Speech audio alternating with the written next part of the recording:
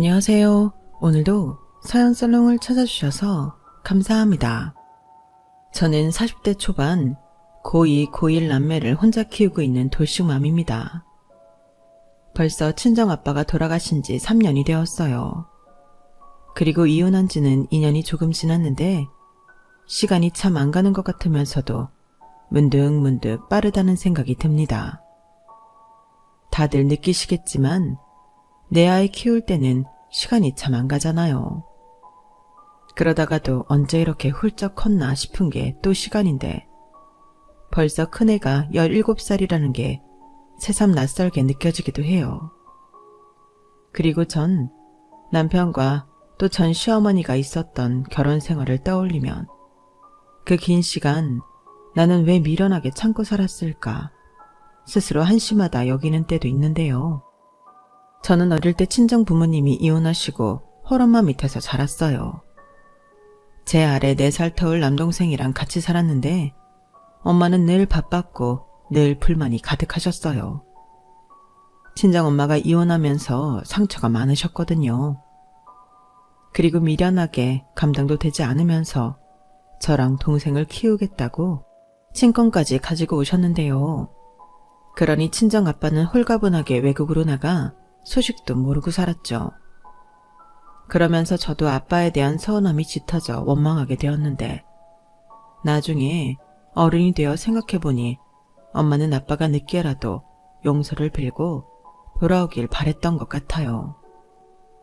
그래서 힘들게 저희 남매를 붙들고 계셨는데 그런 아빠가 해외로 가버려 영영 돌아올 기미가 보이지 않자 늘 우울감과 조절이 힘든 분노에 사로잡혀 사셨어요. 그리고 그게 문제가 되었던 건지 제 나이 고2 때 엄마가 쓰러지셨는데요. 저는 평상시 그냥 엄마가 당신 성격에 속병을 키운다고 생각했는데 사실은 그게 큰 병이었더라고요. 엄마가 쓰러져 뒤늦게 간 병원에서는 손도 대지 못할 정도로 엄마 몸이 엉망이라고 했는데 어떻게 사람이 이 정도가 될 때까지 병원에 안 갈 수 있냐고 의사 선생님은 자신의 의사가 된 이후 이런 환자는 처음이라며 화를 낼 정도였어요. 그렇게 엄마는 온몸에 암세포가 퍼져 보름 만에 돌아가셨는데요. 그때 저도 동생도 충격이 컸어요. 그리고 저희 남매는 각자 저는 이모에게 동생은 삼촌에게로 가서 컸고 대학은 꿈도 꾸지 못해 일찍 취업해 독립해 살다가 전 남편을 만나 연애를 했어요. 물론 제가 연애할 여유가 있는 사람은 아니었는데 워낙 외로움도 잘 타고 마음 깊은 곳에 가족에 대한 원망과 그리움이 크다 보니 남편과 있는 시간이 마음 편하고 좋았죠. 그리고 전 남편은 사정이 딱한 저를 참 따뜻하게 품어준 사람이었는데요. 그렇기 때문에 저는 늘 전 남편과 붙어있고 싶었어요. 이 남자 옆에 있으면 안정감이 들고 나라는 사람도 사랑받는 여자라는 느낌이 들어 좋았는데 너무 붙어있던 게 문제였을까요? 아이가 먼저 저희를 찾아왔죠. 그렇게 저는 결혼하게 되었고 시어머니의 가진 구박을 견뎌야 했는데요. 시어머니는 제가 당신 아들 앞길을 막았다며 저를 향한 원망이 대단하셨어요. 아이까지 생겼으니 결혼을 안 시킬 수 없고 제가 일부러 자기 아들 잡으려 몸을 굴렸다고 생각하시는 분이셨죠. 아, 금쪽 같은 내 아들 앞길을 저것이 지 몸 관리 제대로 못해 막았어. 내가 이 꼴을 보려고 옥이야 금이야 내 아들을 키운 게 아닌데.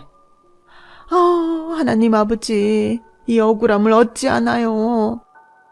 이렇듯 모든 화살은 저에게로 쏘시며 저는 졸지에 앞길 창창한 사람 발목 잡은 꽃뱀 같은 여자가 되었어요. 하지만 그래도 남편은 늘 제 편을 들어주고 자기 엄마에게도 맞서며 그나마 저를 보호해 주려고 했는데요. 그것도 영원하지는 않더군요. 제가 둘째를 낳고부터는 남편 역시 하는 일이 잘 되지 않아 밖으로만 나돌았어요. 술과 도박에 빠져 인생 한방 인생 역전 같은 허황된 꿈만 쫓았는데, 그래서 매일 저는 아이들을 위해 밤이고 낮이고 심지어 새벽까지도 일만 해야 했었죠. 아이들이 고맙게도 공부를 참 잘했거든요. 그래서 저라도 열심히 벌어 아이들 학원비와 학비만큼은 무슨 일이 있어도 해결하고 싶었는데요. 남편은 그런 속도 모르고 제가 아둥바둥 벌어오는 돈을 탐하곤 했어요. 자기가 한 방에 터뜨려 호강을 시켜준다는 거였는데 말도 안 되는 소리죠. 그래서 저는 늘 돈을 집에 두지 않았어요. 은행이 가장 안전한 곳이었죠. 게다가 혹시 몰라 카드도 만들지 않았는데요. 그렇다 보니 남편이 저한테서 돈을 뺏어갈 수는 없었어요. 그러니 늘 남편은 불만이 많았고 작은 애가 초등학교에 들어갈 즈음에는 저도 지쳐 사내 만에 이혼도 진지하게 고민하던 저였는데, 제가 또 이혼하려고 이혼 서류를 내밀면 남편은 그제야 잘못했다고 빌고, 반짝이긴 했지만 나가서 돈도 벌어오고 노력하는 모습으로 제 마음을 흔들었어요. 그리고 남편의 그런 모습에 시어머니는 집안에 여자가 잘못 들어와 자기 아들이 기가 죽어 저러고 산다며 저를 탓하셨는데, 시어머니도 정말 지독한 사람이었어요. 자기는 힘들어서 못한다고 작은 집에 몰아준 재산을 전부 가지고 오셔서 저 혼자 다 하라고 시키셨는데요. 며느리가 저 혼자도 아니었거든요. 하지만 제 손이 형님은 시어머니와 앙숙인 관계로 시댁의 얼굴을 비추지 않았는데, 저도 결혼식 때 얼굴을 한번 보고는 이혼하는 그날까지 형님 얼굴은 본 적도 없을 정도예요. 그러니 형님과 시어머니 관계는 말할 것도 없었는데, 그렇게 앙숙이면서도 당신 아들이랑 살려면 돈이라도 보내야 한다고 꼬박꼬박 50만 원씩 뜯어내던 분이셨어요. 그 돈을 형님이 드리는 건지 아니면 아주버님이 드리는 건지 모르지만 그 돈은 매달 꼬박꼬박 입금이 되고 있는 것 같았어요. 그리고 50만 원 액수도 형님네가 아닌 시어머니 결정하신 건데 큰아들이니 그 정도는 받아야 한다고 생각하셨답니다. 그리고 저희는 둘째니 매달 30만 원에 이렇게 제사나 명절 때 제가 와서 몸으로 떼우라고 하셨는데요. 그래서 아무런 눈치도 보지 않고 저에게 제사와 차례 준비를 떠넘기셨어요. 그리고 당신은 조상님 제사를 가져왔다는 명분으로 선산지분을 모두 챙겨 당신 이름으로 돌리셨는데, 제주는 곰이 부리고 돈은 주인이 받는다고 시어머니는 손 하나 까딱하지 않고 당신 입속을 챙기셨죠. 이렇듯 저의 시어머니는 돈이라면 아주 환장하는 양반이었는데, 저한테 툭하면 이게 다 내가 니들 생각해서 제사 가지고 온 거야. 내 앞으로 해놓은 선사는 결국엔 우리 둘째 아들 거고 너도 그 덕을 볼 텐데 세상에 공짜 있니? 그러니 힘들다 억울하다 생각 말고 정성으로 차려. 네 형님한테 안 뺏기려면 너도 성의를 보이란 말이야. 저는 저 말을 듣고 어이가 없었네요. 세상엔 공짜가 없다면서 시어머니 당신은 날로 드셨잖아요. 그리고 왜 자꾸만 형님과 저를 경쟁하는 사이로 만드는 건지. 원래도 싫은 사람이었지만 저는 시어머니의 검은 속을 보고 없던 정도 떨어졌어요. 그리고 그뿐만이 아니었죠. 형님과 사이가 안 좋기 때문에 아주 사소한 잔심부름도 미안한 기색 없이 저에게 시키셨는데요. 병원 예약부터 김장 같은 것도 온전히 제 몫이었어요. 당신 아들 발목 잡은 대가라고 하시면서요. 하지만 그것도 한두 번이지. 남편이 남편 같지도 않은데 그걸 다 하는 여자가 어디 있나요? 특히나 사내 만회할 때는 내가 왜 그걸 하냐고 시어머니에게 따지기도 했는데요. 그러면 시어머니는 또 자기 아들 인생을 망쳐놓고 제가 며느리 도리도 하지 않는다며 신세 한탄을 늘어놓으셨는데요. 솔직히 그런 건 무시하면 그만이었어요. 그렇게 몇 번 저에게 당한 시어머니는 이젠 약발이 먹히지 않는다는 것을 알고 그 특유의 갈라지는 목소리로 고래고래 소리를 지르셨는데 며느리 짬밥이라는 것이 정말로 있는 건지 그것도 무섭지 않더군요.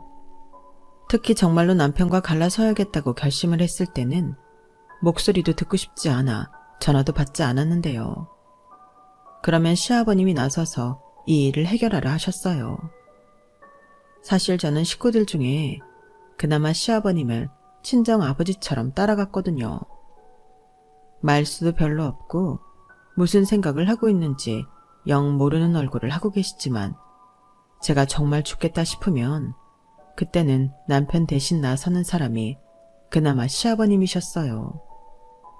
그리고 시아버님은 자기가 미안하다고 사과하시며 아이들을 생각해서 저더러 참으라 하셨는데 저에게 약점은 아무래도 아이들이었어요.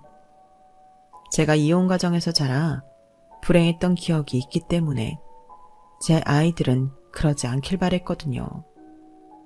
게다가 저는 이혼하고 돌아갈 친정도 없고 남동생과도 거의 연을 끊고 산 거나 다름이 없었기 때문에 나중에 아이들에게 친척이라고 만나게 해줄 사람이 없었는데요. 그게 참 명절이고 연말연시고 사람을 특히 외롭고 비참하게 만든다는 걸 저는 알고 있었어요. 그러니 형편없는 시댁 식구들이라도 애들을 생각하면 나름 미련이 있었는데 저한테는 빵점짜리 시어머니셨지만 그래도 손자 손녀에겐 그럭저럭 괜찮은 할머니셨거든요. 그렇게 울며 겨자 먹듯 또 제 스스로 합리화하며 여러 번의 이혼 고비를 넘겼고 거의 포기하며 10년 넘게 살았어요. 지금이야 또 제 사연을 듣는 제3자인 분들은 그걸 왜 참고 살아? 진작 이혼했어야지 라고 하실 게 분명할 텐데 저는 미련하지만 다른 여자들도 다 그렇게 사는 줄 알았네요. 네, 제가 바보였죠. 아이들 때문이라고 말은 했지만 이혼을 하기가 무서웠던 것도 사실이었어요. 어쩐지 제가 저희 엄마의 길을 그대로 걷는 것 같았거든요. 저는 엄마처럼은 살고 싶지도 되고 싶지도 않았어요.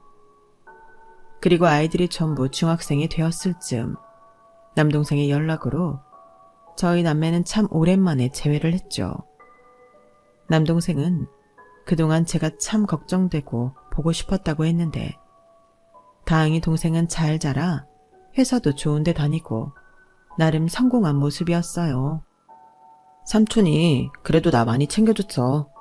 싫다고 하는데도 공부시키고 과외도 붙여주고 꿈도 없어서 배회했는데 좋아하는 것도 찾아주면서 진로 결정에도 도움을 많이 줬거든. 그래서 공부하고 대학 가고 군대 가고 또 취직하고 그러다 보니 시간이 이렇게나 흘렀네. 누나는 그동안 어떻게 지냈어? 나도 뭐 잘 지냈어. 결혼도 했고 남편이랑 애들이랑 그럭저럭 잘 살거든. 다행이다. 나는 사실 누나 걱정 많이 했거든. 이모가 생활이 넉넉한 편은 아니었잖아.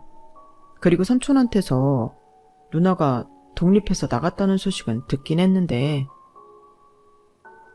동생은 차마 뒤에 말을 하지 못하고 말끝을 흐렸어요. 아마도 제가 어렵게 살고 있을 거라고 생각했던 거겠죠. 그래서 나름 자기가 성공해서 저를 돕겠다는 마음으로 열심히 살았다고 했어요. 그래서 대기업 연구원으로 연봉도 꽤 높고 대출이 있긴 하지만 집장만도 했다며 도움이 필요하면 언제든 연락하라고 명함을 주는데 그땐 기분이 참 묘하더군요. 분명 기쁘기도 했는데 왠지 모를 창피함도 있었어요. 나도 동생처럼 잘 사는 모습을 보여줄 수 있으면 얼마나 좋았을까. 뭐 그런 한심한 생각을 했는데 그래서 명함을 받아놓고 제가 먼저 연락하는 일은 없었죠.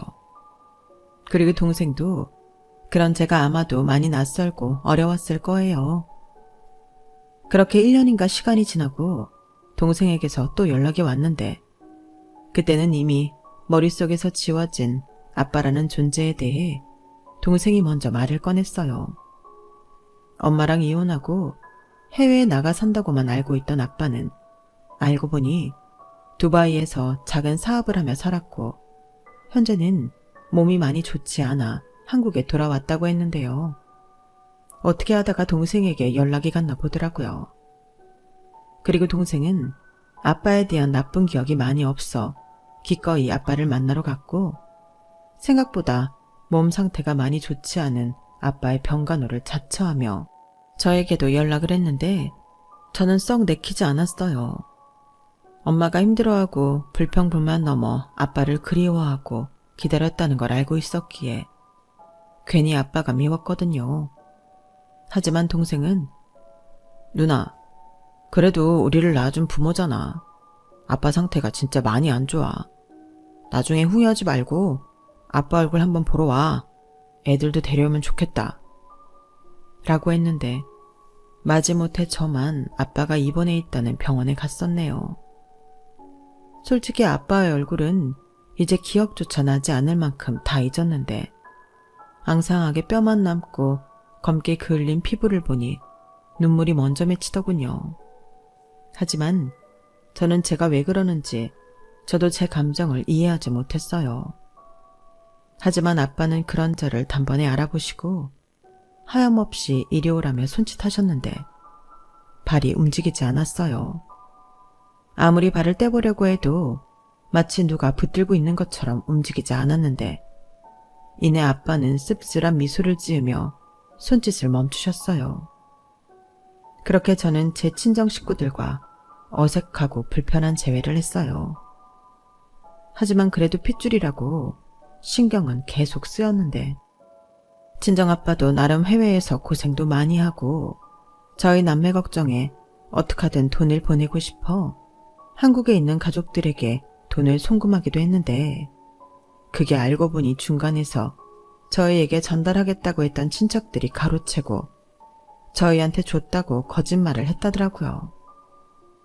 그리고 한참 지나고 나서야 엄마가 죽고 저희 남매가 헤어져 지냈다는 걸 알았는데 그때는 일이 너무 커지고 바빠 한국으로 돌아갈 수가 없었다며 뒤늦게 눈물의 사과를 하셨는데 그때 제 마음의 앙금이 풀어졌어요. 저도 결혼해서 남편과 부부 문제로 사내 만회하는데 아빠의 입장을 이해할 수 있겠더라고요. 그렇게 조금씩 우리 가족은 진짜 가족이 되어갔는데 시간은 저희 남매를 기다려주지 않더군요. 아빠는 급하게 상태가 나빠지셨는데 나중에 합병증까지 생겨 정신을 잃으셨고 그러는 가운데 기계장치에 의존해 겨우 연명하다 결국엔 저희 남매 손을 잡고 세상을 떠나셨어요. 그렇게 빈소가 차려지고 세상 불편한 장례식이 시작되었죠. 아주 오랫동안 보지 못했던 친가 쪽 친척들은 죄다 저희 남매를 힐끔거리고 좋지 못한 시선으로 봤는데 남동생이 그러더라고요. 아마도 아빠가 남긴 유산 때문에 그런 것 같다고요. 하기사 조카한테 갈 돈도 중간에서 가로채는 사람들인데 그들 입장에서는 갑자기 나타난 자식들이 좋게 보이진 않았겠죠. 그리고 그 빈소에는 무슨 바람이 불었는지 남편과 시어머니도 참석해 조문을 했는데 그래도 그땐 팔은 안으로 굽는다고 평소 원수 같은 인간들이지만 고맙더군요. 게다가 시어머니는 빈소에 사람이 너무 없다며 이틀 내내 발걸음을 하셨는데 그래도 시어머니라고 며느리를 다 챙겨주시네 하며 감사한 마음이 절로 들었어요. 하지만 저희 시어머니가 그런 훌륭한 인성을 가진 사람이 아니잖아요. 당연히 꿍꿍이가 있었는데 그건 역시나 돈이었어요. 첫날 조문하고 식사를 하는 중 친가 친척들이 하는 유산 이야기를 들었더라고요. 그리고 행여 제가 눈알합시고 장례 비용을 부담할까봐 그것까지도 코치하려 오지랖을 부리셨어요. 있잖니? 너 행여라도 네가 장례식 비용 낼 생각은 하지도 마라. 보아하니 네 동생 잘 사는 것 같은데 원래 이런 건 장남이고 상주가 나서서 내는 거야. 너는 출가 외인이다? 부의금만 딱 챙겨서 입 닦아. 네? 어머니도 참 그런 건 제가 동생이랑 알아서 할게요. 알아서 하긴 뭘 해. 어차피 니들 거의 남처럼 살았잖아. 자고로 돈 문제만큼은 핏줄이고 뭐고 없는 거야. 내 말 무슨 뜻인지 알지? 손님이라도 많으면 또 몰라. 이건 순전히 파리만 날리는데 저것들 전부 돈이란 말이지. 내가 오죽하면 여기 와서 삼시세끼를 다 먹겠니? 그거였어요? 저는 또 어머님이 손님이 너무 없다고 저 생각해서 그런 줄 알았는데요. 물론 그 마음이 제일로 크지. 너는 사람을 뭘로 보고 그러냐? 그리고 내가 참 궁금했는데 네 친정아버지 병원에서 돌아가셨지? 그럼 그 병원비는 어떻게 했어? 설마 너도 냈니? 어머니, 제발 그만 좀 하세요. 누가 냈든 어머니랑 상관없잖아요. 제가 무슨 시댁 재산 빼돌려서 저희 아빠 병원비랑 장례식 비용을 내나요? 아니면 그이가 벌어오는 돈으로 했을까 봐요. 벌어도 제가 더 벌고요. 이런 문제는 제가 알아서 해요. 시어머니는 제가 너무 짜증 섞인 말로 경멸하듯 말하니 주변 시선을 의식하고는 헛기침을 하며 주변 눈치를 봤어요. 그리고는 더 작은 목소리로 내가 너 걱정해서 하는 소리야. 미우나 고우나 너는 내 식구인데 나보다 못한 니네 친정 사람들한테 이용당하지 말라고! 라고 하셨는데 그냥 인간적으로 경멸스러워서 상대하지 않았어요. 뒤도 돌아보지 않고 저는 제 일만 하려 했는데 보기를 모르는 집요한 시어머니는 저를 졸졸 따라다니며 앵무새처럼 같은 말을 반복하셨고 저도 참다 그만 좀 하라고 큰 소리로 짜증을 냈는데 그걸 남동생이 다 보고 있었더라고요. 솔직히 그때는 쥐구멍이라도 있으면 숨고 싶었어요. 대단하게 잘해준 거 없는 누나지만 동생한테 그런 창피한 모습은 보이고 싶지 않았거든요. 그런데 웬일로 시어머니는 제가 내는 짜증에도 아랑곳하지 않고 성질을 죽이며 저에게서 떨어지려 하지 않으셨는데요. 이윽고 궁금해 죽겠다는 당신의 본심을 저에게 이야기하시더군요. 자기가 듣기로 저희 친정아빠가 두바이에서 사업을 했고 그걸 정리하면 좋게 20억은 된다고 했는데 시어머니는 제 동생 눈치를 살피며 또 이런 말을 하셨어요. 내가 다 들었다. 너 정신 똑바로 차려. 여기서 유산 뺏기면 네가 등신이다. 네? 그건 또 무슨 말이에요? 네 아버지 두바이에서 사업했다며 다른 가족들이 그러던데 그거 정리하면 20억은 될 거래. 그럼 그 돈을 누가 챙기겠니? 자식들이 너랑 네 동생일 거잖아. 어머니 그거 아니에요. 20억은 무슨. 얘가? 내가 이미 다 들었다니까. 뭐야 너 혹시 내가 돈 달라고 할까봐 그러냐? 우선 그건 나중에 따지고 네 동생더러 유산 포기하라고 해. 너는 힘들게 살았지만 네 동생은 호의호식하고 살았잖아. 그럼 이제라도 네가 받아야지. 최대한 좋게 얘기해봐. 사는 게 좀 힘들다고. 애들도 좀 팔고 그래. 그래. 나랑 네 시아버지도 큰 병 걸려서 병원비가 장난 아니라고. 좀 물고 연기를 해보란 말이야. 저는 시어머니의 돈 없는 상상의 나래에 입이 떡 하고 벌어졌어요. 사실대로 말하자면 저희 아빠한테 그런 유산은 없었거든요. 20억은커녕 2억도 없었는데 이것저것 정리하면 한 5천 정도는 나올 것 같았어요. 하지만 저는 그것도 누구처럼 욕심낼 생각이 전혀 없었는데 병원비고 이것저것 모든 비용을 동생이 다 냈는데 그것만 홀랑 탐하면 제가 인간이 아닌 거죠. 그런데 시어머니는 저희 친정아빠에게 20억의 유산이 있는 줄 알고 혼자 들떠서 남편한테도 그 이야기를 했고 남편이 뒤늦게 빈소에 도착했는데요. 가만 보니 입꼬리가 아주 찢어지게 올라가 있더군요.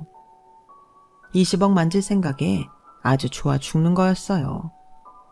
그래서 저는 어디 가서 실수할까 겁이 나 아니라고 사업 다 망하고 아픔으로 귀국한 거라고 몇 번이고 설득을 했는데 그들은 제 말을 믿지 않았어요.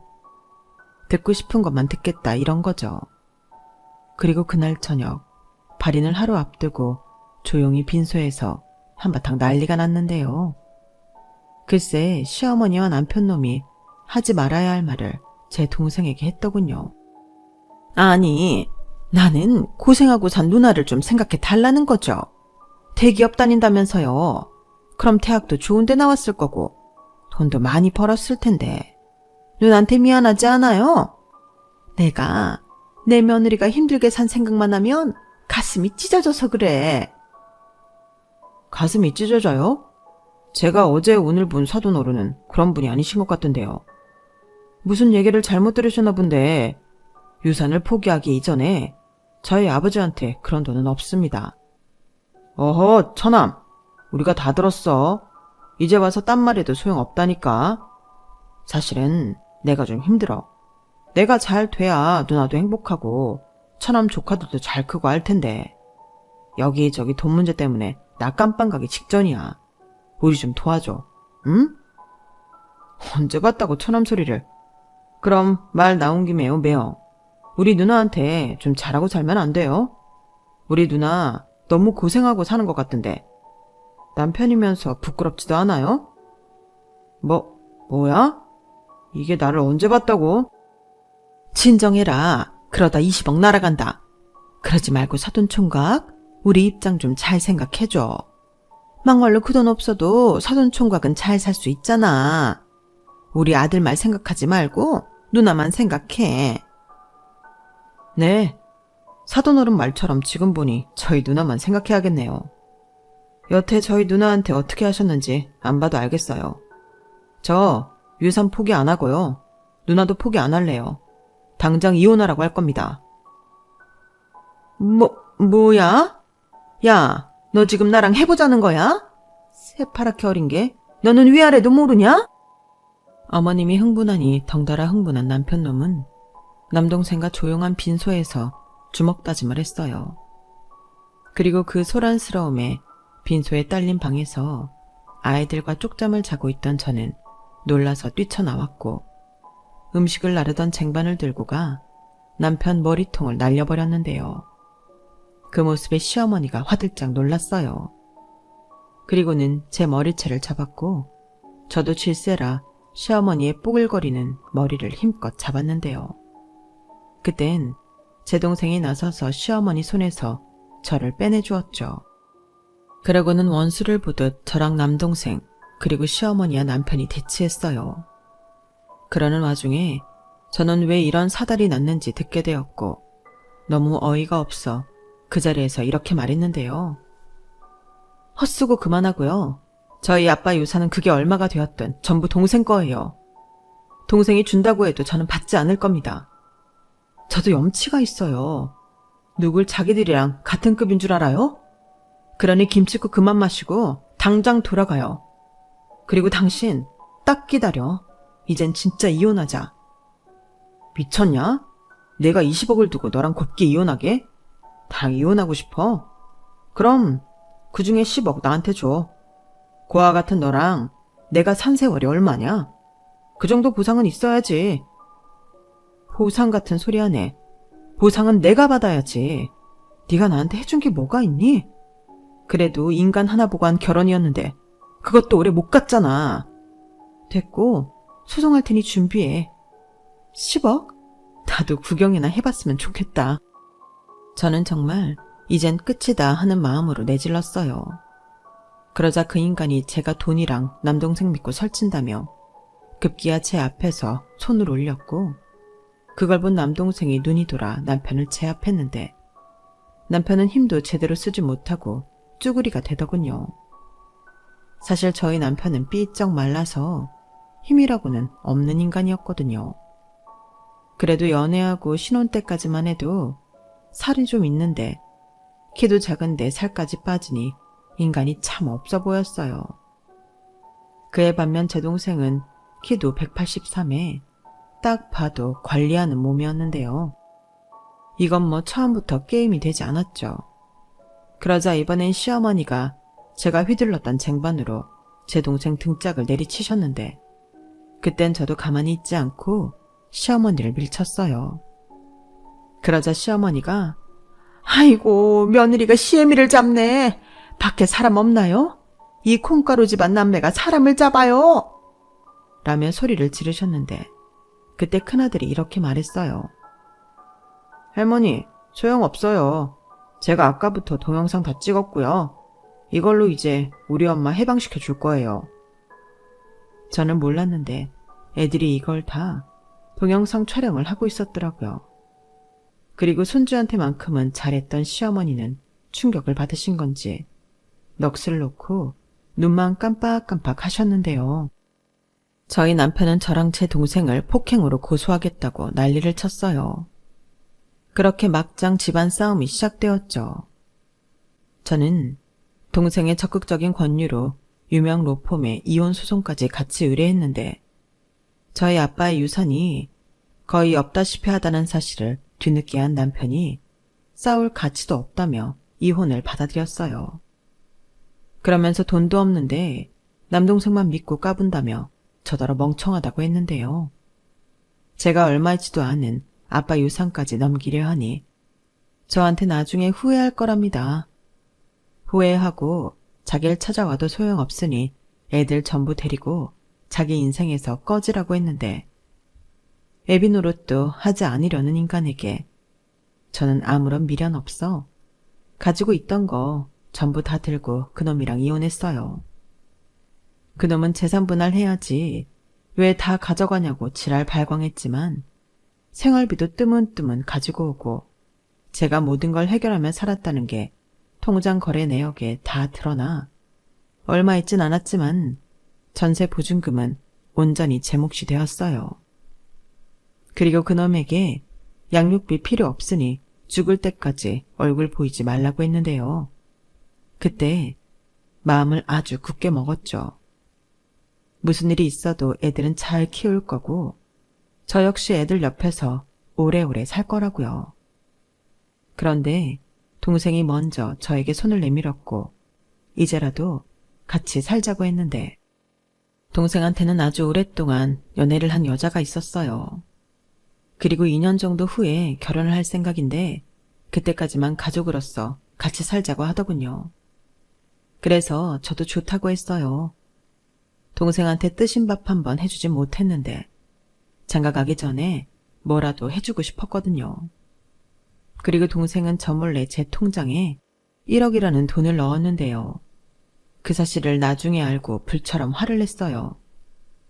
야, 너 누나가 그런 사람으로 보여? 아님 불쌍해 보이니? 그래서 같이 살자고 하고 1억을 내 통장에 넣은 거야? 누나, 진정해. 내가 설마 그렇게 생각했겠어?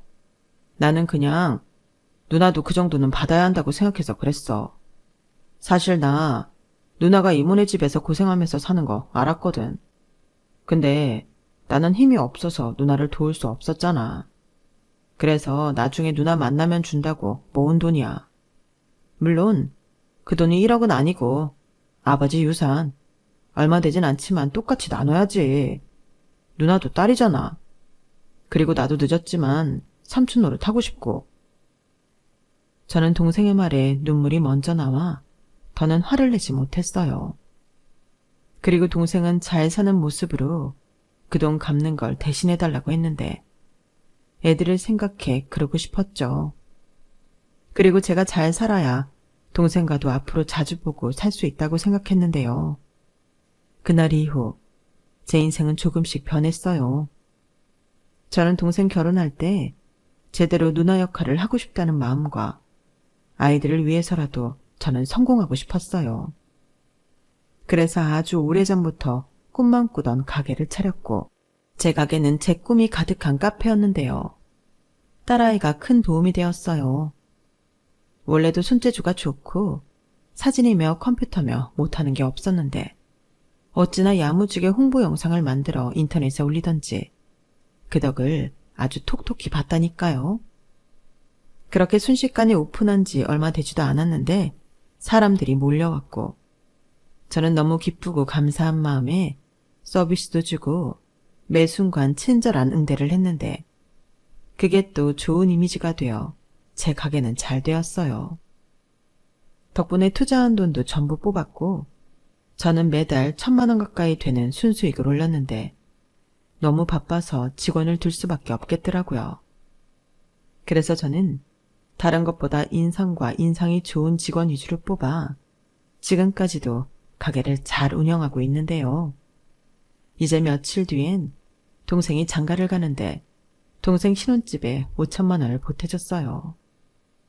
사실 제가 받은 돈이 더 많지만 나중에 차차 더 많이 갚아줄 생각입니다. 그리고 어디서 제 소식을 들었는지 이젠 완전 거짓골이 된 남편이 제 가게에 찾아왔는데요. 정말이지 그땐 귀신을 본 것처럼 너무 놀랐어요. 그런데 이 인간이 가게 차릴 돈이 어디 있었냐며 또 난리를 치기 시작했고 급기야 경찰서까지 가게 되었는데 이혼한 마당에 경찰서까지 가게 되다니 너무 짜증이 나더라고요. 양육비도 안 받고 위자료도 없다시피 한 이혼이었는데 이 인간들을 제대로 혼쭐을 내줘야 한다고 생각했어요. 그래서 가게 찾아와 행패 부린 걸 토대로 접근금지 신청과 피해 보상을 세게 청구했는데요. 그땐 이 인간이 사색이 되어서는 제 앞에서 무릎을 꿇고 살려달라고 빌었어요. 자기가 정말로 빚 때문에 실형을 살게 되었다며 그것만이라도 해결해달라고 사정을 하는데 애들 생각해. 아무리 못난 아빠라도 아빠가 전과자면 애들한테도 좋을 게 없지. 애들 시집장가는 제대로 가겠어? 아빠가 전과자인데 자기도 그 서러움 잘 알잖아.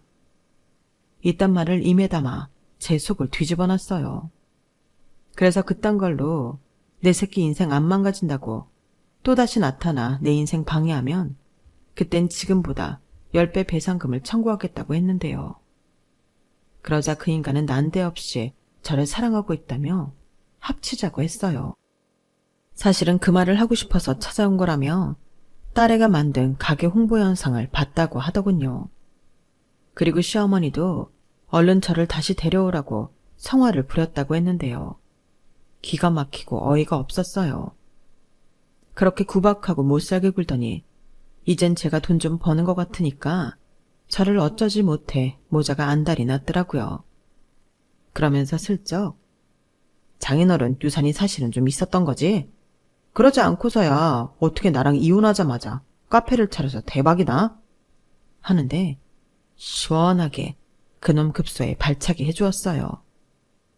입만 열면 사람을 기함하게 만드는데 내 소원은 네 면상 안 보고 사는 거라고 말해줬네요. 그리고 오늘 일 역시 동생한테 꼭 얘기할 테니 기다리라고 했는데요. 그때 저희 아빠 장례식장에서 제 동생한테 제압당하고 꼼짝을 못하던 놈이라 그런지 아무 말도 하지 못하더군요. 그러고는 고아나 다름없던 게 잘난 남동생 생겼다고 제가 깝친다고 했는데 그 말이 맞다고 했어요. 잘난 동생이 이젠 내 뒤에 떡하고 버티고 있는데 제가 뭐가 무섭겠냐고요. 그러니 이제 옛날에 저는 잊어버리고 구질구질한 네 인생이나 살라고 했는데요. 그 다음날 어디 시골 할머니 얼굴을 한 시어머니가 저를 찾아왔어요. 그리고는 펑펑 울며 자기도 이혼당하게 생겼다고 저더러 도와달라고 했는데 이놈의 모자지간은 왜 이렇게 저를 못살게 구는 건지 화딱지가 나더라고요. 그래서 더 들을 것도 없어서 바로 경찰 불러 쫓아내버렸습니다. 아들이 와서 한바탕 하고 갔는데 얼마나 멍청하면 바로 엄마가 찾아와 또 난리를 치냐고요. 그리고 이젠 이혼한 남인 저에게 뭘 도와달라고 하는 건지 저는 전 시어머니 역시 접근 금지 신청했어요. 그러자 모자지간은 더는 저와 아이들에게 접근하지 못했는데 그제야 다시 평화가 찾아왔죠. 이제 아이들 모두 고등학생이라 엄청 중요한 시기인데 이런 일로 마음을 들썩이게 하고 싶지 않았거든요. 그리고 동생에게도 이젠 누나도 이런 일은 혼자 잘 처리하고 잘 산다는 모습을 보여주게 되었는데 그제야 동생이 안심이 된다고 했어요. 그래, 이젠 누나 걱정하지 말고 네 와이프만 위하고 행복하게만 살아. 애기 낳으면 내가 애기도 봐주고 더 잘해줄게. 아니야. 무슨 누나가 우리 애까지 봐. 우리 애는 우리가 봐야지. 그냥 누나는 지금처럼만 내 옆에 있어줘. 누나가 있어서 얼마나 다행인지 몰라. 나한텐 누나가 엄마잖아. 우리 다시는 헤어지지 말자. 동생은 다 컸지만 저에겐 아직도 헤어지기 전에 어린 동생이었어요. 그리고 저는 기꺼이 엄마 같은 누나가 되어줄 생각인데요. 저 역시 동생에게 마음의 빚이 있기 때문에 앞으로 죽을 때까지 저는 동생이 원하는 누나가 되어 줄 생각입니다. 물론 올케에게도요. 올케도 참 좋은 사람이에요. 마음이 얼마나 예쁘고 행동 하나하나에 배려가 있는지 둘을 보면 선남선녀가 따로 없다는 생각이 절로 듭니다. 그리고 꼭 바라건대 누구처럼 초심을 잃지 않고 지금 마음 그대로 백년해로 했으면 좋겠어요. 언젠가는 저에게도 인생길을 같이 걸을 친구 같은 누군가가 나타나 주겠죠. 물론 지금 당장은 엄두도 나지 않고 남자한테 질려 어느 누구도 받아줄 생각이 없지만 아이들 다 크고 저 혼자 남았을 땐 그냥 쓸데없는 농담이나 주고 작은 일도 같이 웃을 수 있는 누군가는 만나고 싶거든요. 아마도 그때쯤이면 저도 사람 보는 눈이 생겨 좋은 사람과 그렇지 못한 사람을 구별할 수 있겠죠. 꼭 그런 안목을 가진 사람이 될 수 있도록 앞으로 노력하며 살겠습니다. 일단은 아이들이 원하는 인생을 살 수 있도록 도와주는 그런 능력 있고 지혜로운 엄마가 되려고요. 그리고 다행히 아이들이 큰 사춘기의 파도도 없이 지금까지 잘해주고 있는데 부디 저희 아이들이 무슨 일을 하든 행복한 어른으로 성장할 수 있도록 응원의 말씀 많이 부탁드립니다. 저 역시 그 응원을 원동력 삼아 열심히 살아볼게요. 지금까지 제 사연 들어주셔서 대단히 감사합니다. 힘든 때도 많지만 열심히 살아가는 다른 분들의 사연을 들으며 힘을 많이 냈어요. 제 사연도 어느 누군가에겐 그런 힘이 될 수 있길 바라며 저는 이만 물러나겠습니다. 항상 건강하시고요. 행복한 날만 가득하시길 진심으로 소망합니다. 안녕히 계세요. 여러분, 사연 댓글에 응원과 현명한 조언 부탁드려요. 좋아요와 구독은 저에게 큰 힘이 됩니다. 오늘도 좋은 일 가득하세요.